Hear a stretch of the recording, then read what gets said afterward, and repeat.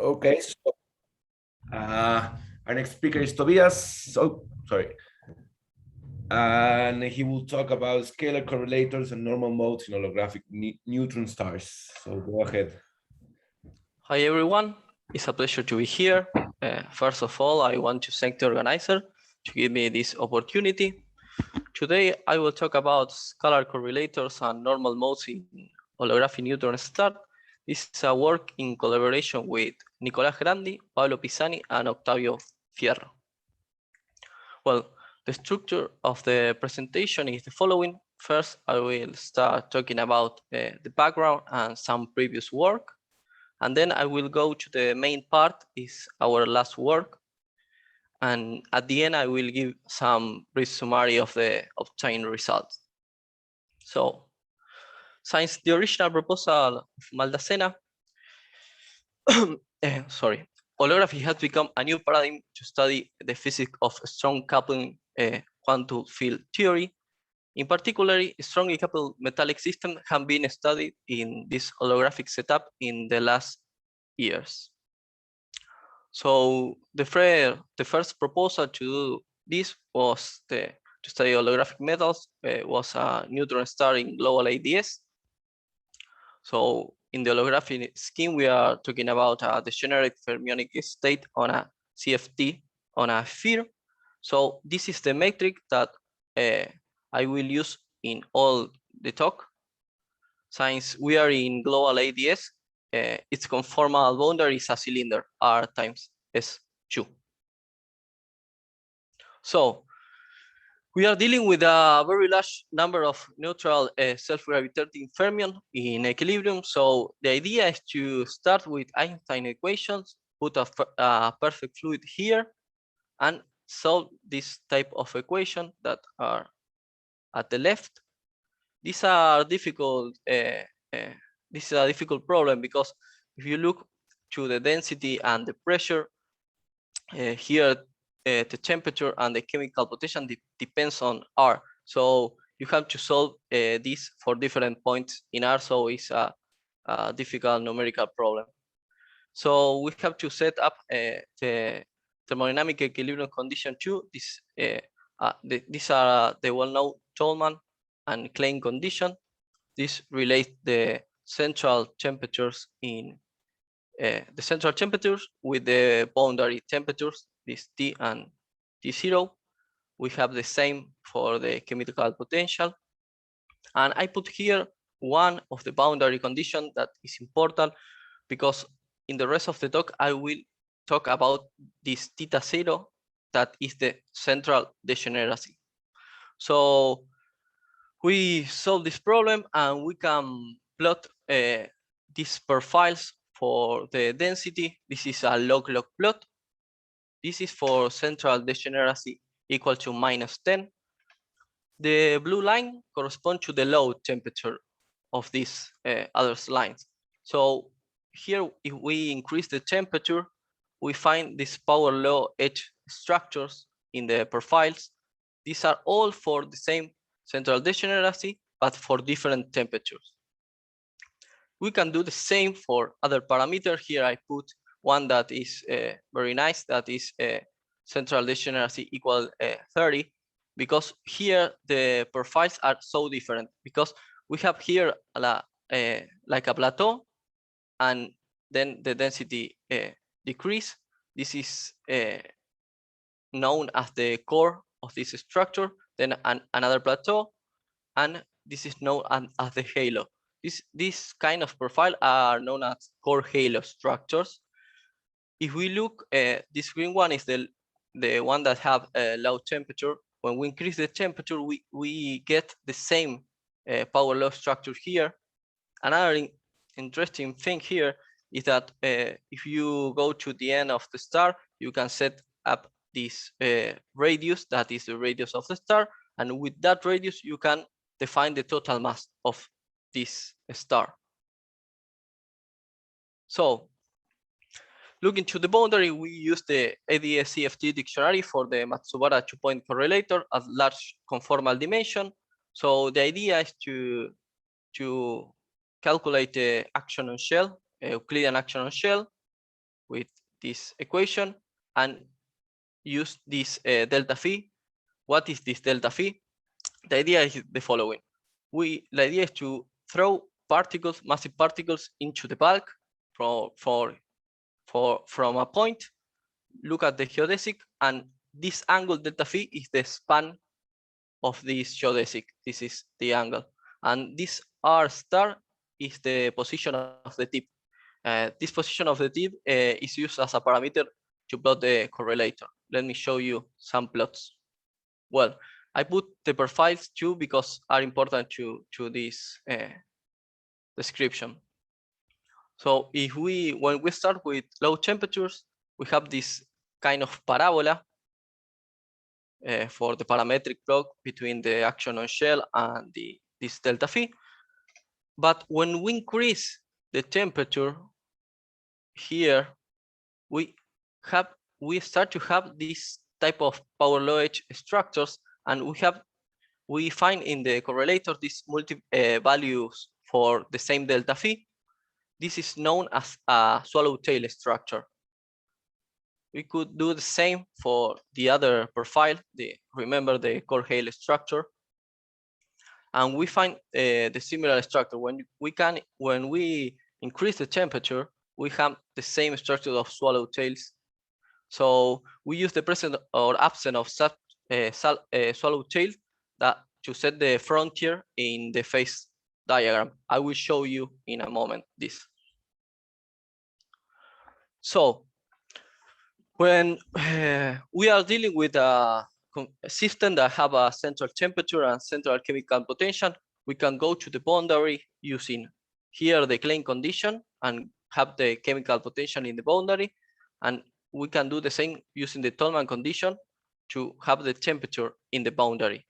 So we have in the boundary we have a CFT at finite chemical potential and temperature. So to study the thermodynamic, we use the grand canonical ensemble. Here I have a plot that for the here I have a plot for the grand canonical free entropy. If we look, we have here two branches. These are multi-value. So the idea is to know which of these branches is the one that is stable. So just to do that, we use the Katz instability criterion. For use the Katz instability criterion, we have to look to the minus the total mass versus 1 over the temperature. So what is this criterion about? So the criterion says that the stable branch is the one with the positive slope near a vertical asymptote. So if we start with here is the stable branch, when we reach the vertical asymptote, after this, all these configurations are unstable. So another way to say this is that the stability is lost where the branch turns counterclockwise in this way. So this dashed line are the part that where we have swallowtail structures. If we clear, I will clear this in a moment. So this is important because this is the phase diagram. Here we have the central temperature. In the other side we have the central degeneracy. So let's start from this line. This line is for a fixed temperature. No, so look at this red dashed line. We can start from the left. From this kind of configuration, remember we have this kind of profiles that have like a normal profile that not a brute edge and have these structures for the density. But when we go to the right, we reach this point. How we construct this frontier in the phase diagram? Well, we use, remember, the Katz instability criterion. Using this instability criterion, we can define this frontier. So after this point, all this configuration to the right are unstable. If we look here, the yellow part here, the kind of profile that we have here are a little different, because we can start to see this abrupt power law edge structures. So we can, here in this yellow part, we have no swallowtail, but we have an abrupt edge here. So until we reach to this point, we can construct this and this other frontier here using the swallowtail structure. So when we have swallowtail, we can construct this frontier. All the light yellow here are profiles that have power law edge and have swallowtail structures. So we can continue here. We have this type of profile. You look correlator structures with power law edge until we reach a point when we don't have swallowtail and we have this abrupt edge. So another interesting point here is that we can define the same or near the same phase diagram here, the light yellow part, using a well-known criterion that is called turning point criterion. What say this turning point criterion is the following. If you plot the total mass of a star versus the central degeneracy or a central parameter of the star, when you reach a maximum here, the total maximum, after that all these configurations are unstable. And if you look here, this maximum corresponds to this point, and you can construct this part of the phase diagram.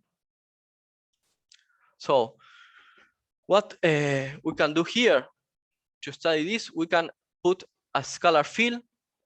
We can put a scalar field perturbation here. So for this, we solve the Clay-Gordon equation. So if we look at the radial part of this equation, we have this, and we can solve it numerically and find this kind of solutions for the scalar field that are here. Well, then we can calculate the correlator of the dual scalar operator in this way using the holographic prescription. We know that is B over A. What is B over A here? If we look to the solution for large R, we get this this type of solution, and we have the coefficients A and B. So looking to the solution numerically, we can get G. The normally stable mode is the one that have A equal to 0. So are the poles OG. I will show you this better with a plot. Let me show you this. Well, in this plot, you can see the red line is the one correspond to ADS configuration. So this is B over A versus omega. So this is for a fixed temperature. Let me show you this first. This is for a fixed temperature, but for different central degeneracy. So when we increase, remember, we are doing this. We are starting for the stable region in, remember the phase diagram, to the left, and we enter to the right. So when we enter to the right, look what happened. The correlator start to get more like a parabola. And another important thing to say is that the position of the poles in omega are defined as the normal modes, and these are identified with the energy of the corresponding boundary excitations. It's important. So this kind of features in G are the same that we find if we do the same, but for a temperature that is low. Say this is 1/50 and this is 1/200.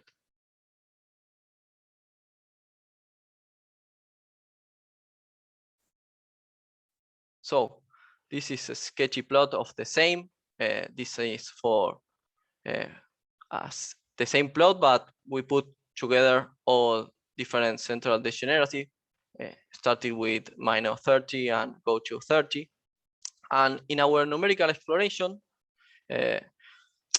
obviously of the parameter space, the expansion of the smooth part up to the quadratic order in omega result a good fit for this numerical data. So we can fit this parabolic thing using this approach to G. So let me talk about make a little discussion. So in the stable region, the correlators look like those in pure ADS. Is the thing that I show you. As we move into an stable region, the smooth part becomes more important, eventually dominating the plot. This is an indication that the system is becoming critical, developing a power law correlator, and you can find all the code to do the solution for neutron stars here in my repo in GitHub. So that's all. Thank you very much. Thank you, Tobias, for a nice talk. So we have plenty of time for questions. Anybody? Carlos. Tobias, thanks very much. Let me say something and then you tell me if I understood or not. So you have this fermion fluid in the presence of a metric, you solve equations, and you find plotting something this swallowtail, right? So you find, tell me if this is correct or not. This is the same behavior as in the van der Waals gas, right? So it's a first order phase transition. I'm not sure about that. Let me think a moment. Or I don't know. Nico, do you know? I don't know if Nico is there. Maybe you can answer quickly that. Or... no, because this is a correlator. No, in the van der Waals you have that in the free energy. This is something. Correct. So what's the difference? Indeed, very good. That you put the question in very good terms. What's the difference between the dynamics there and the dynamics here? What am I seeing different? Or put it differently, what's that scalar that you throw into the system? I understood you have something like a fluid of fermions. Yeah. Yes. What's the scalar that you throw and you solve for? Yes. So what do I have to think this one is? What is it? Is a scalar fluctuation, a scalar field that you throw into your geometry? Okay. And that will be that will be something like some operator of some given weight, okay, given the solution. Okay. Yeah. Okay. All right. It's just something to probe the properties of the geometry. It's not related to the degrees of freedom you had originally. It's something you drop later. And so here I'm copying van der Waals. So let me ask the question that might not be correct in this case. In the van der Waals case, where you also find the swallowtail, there is a region that is stable, but metastable. So you touch it a bit and you decay. And there is one that is unstable. Here you also found the same, right? In there. Here. Yeah. Here, all these configurations are unstable. But because when you cross this line, the end is here is not necessarily a black hole, but you are unstable and your star collapse. Here we don't have a metastable. You don't have.